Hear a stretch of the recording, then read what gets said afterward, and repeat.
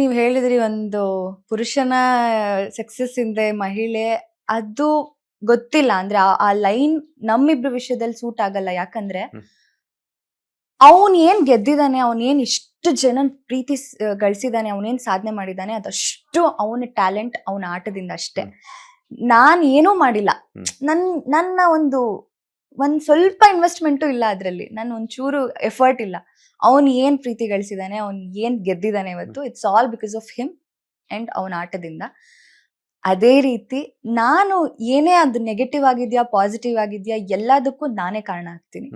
So ಏನು ಮಾಡಕ್ ಆಗಲ್ಲ. ಇವಾಗ ಗಿಲ್ಲಿಯಿಂದ ಕಾವ್ಯ ಅಂದ್ರೆ ಪ್ರಾಬಬ್ಲಿ ಯಾಕೆ ಬಂದಿದೆ ಅಂತಂದ್ರೆ ನಮ್ ಫ್ರೆಂಡ್ಶಿಪ್ ಕೊನೆವರೆಗೂ ಅದ್ ಬ್ರೇಕ್ ಆಗ್ಲೇ ಇಲ್ಲ.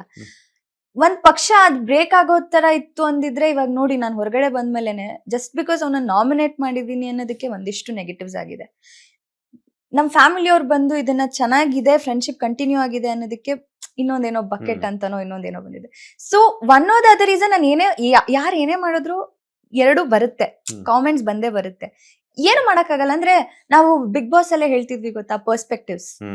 ಒಬ್ಬೊಬ್ರು ಯೋಚನೆ ಮಾಡೋ ರೀತಿ ಒಂದೊಂದ್ ತರ ಇರುತ್ತೆ. ತಪ್ಪು ಅಂತ ಹೇಳಕ್ ಆಗದೇ ಇಲ್ಲ ನಾವು.